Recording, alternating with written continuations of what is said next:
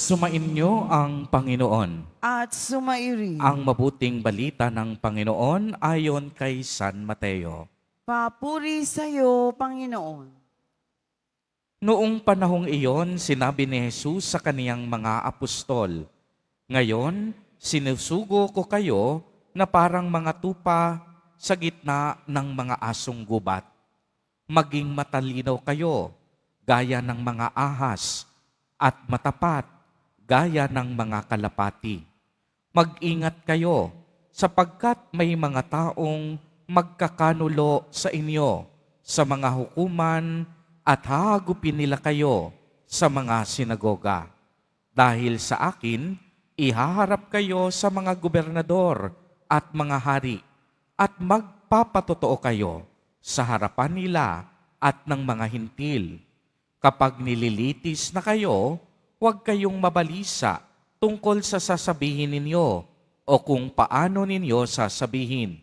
Pagdating ng oras, ito'y ipagkakaloob sa inyo, sapagkat hindi kayo ang magsasalita, kung hindi ang Espiritu ng inyong Ama ang magsasalita sa pamamagitan ninyo. Ipagkakanulo ng kapatid ang kaniyang kapatid upang ipapatay. Gayon din ang gagawin ng ama sa kaniyang anak. Lalabanan ng mga anak ang kanilang mga magulang at ipapapatay. Kapopuotan kayo ng dahil sa akin. Ngunit ang manatiling tapat hanggang wakas ang siyang maliligtas. Kapag inuusig nila kayo sa isang bayan, tumakas kayo sa kasunod. Sinasabi ko sa inyo, hindi pa ninyo napupuntahan ang lahat ng bayan ng Israel, ay darating na ang anak ng tao. Ang mabuting balita ng Panginoon. Pinupuri ka namin, Panginoong Hesukristo. Magsiupo po ang lahat. Magandang hapon po sa inyong lahat, mga kapatid kay Kristo. Sa lahat po ng ating mga taga-subaybay sa iba't ibang online platforms at sa lahat ng ating mga kadiboto sa iba't ibang panig ng Pilipinas at maging sa buong mundo kung saan tayo ay naaabot ngayon ng ating live streaming. Mapayapang hapon din po sa inyong lahat. Purihin at dakilain natin ang ating Panginoon, ang mahal na poong Jesus Nazareno.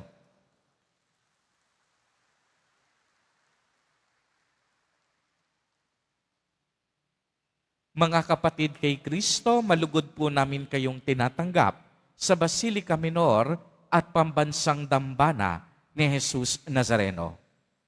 Narinig po natin sa ating ebanghelyo sa araw na ito ang haharapin natin bilang mga misyonero, bilang mga alagad ni Jesus Nazareno. At sa ating pagmimisyon, kailangan nating maging matapat at matalino sapagkat maraming pagsubok ang maaaring dumating sa ating buhay. Kaya nga ang magandang katanungan, paano ba natin hinaharap ang mga pag-uusig, ang mga pagsubok, ang mga magagandang hindi sinasabi ng ibang tao habang tayo ay naglilingkod sa Panginoon. Kaya mahalaga na tayo ay maging totoo sa lahat ng bagay. Maraming pagkakataon na hindi tayo makahindi sa ating kapwa dahil sa ating pakikisama sa kanila.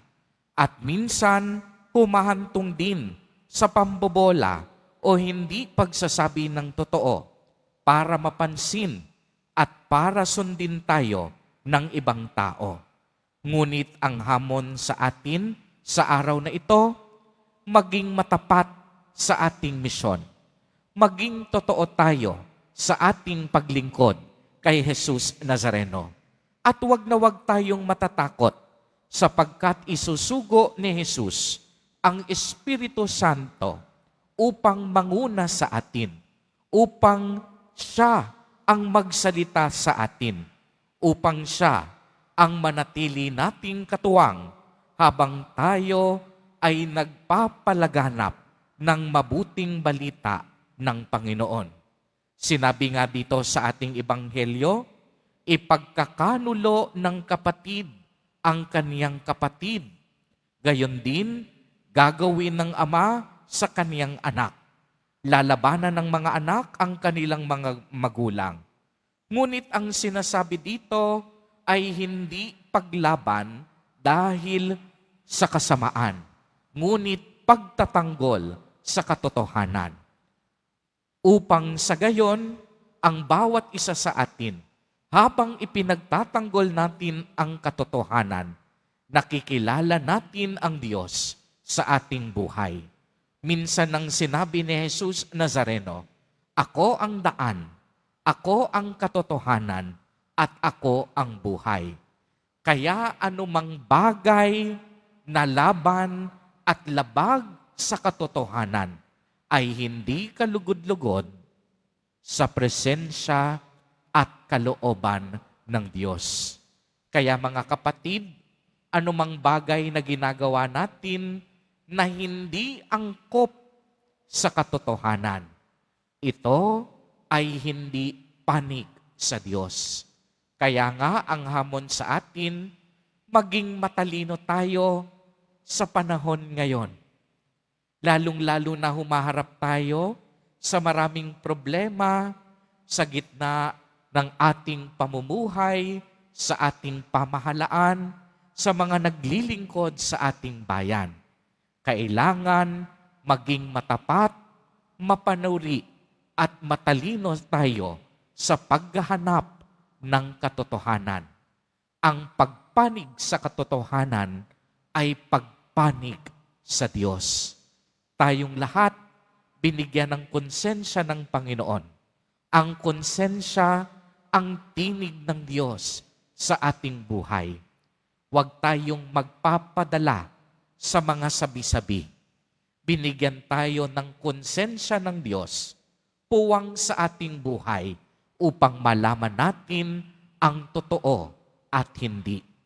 Kaya mga kapatid, ang hamon sa atin sa araw na ito bilang mga alagad ni Jesus Nazareno, maging matapat sa paglilingkod, maging matalino sa maraming bagay, at higit sa lahat, piliin at sumang-ayon tayo sa katotohanan. Amen. Amen. Purihin at dakilain natin ang ating Panginoon, ang mahal na poong Jesus Nazareno.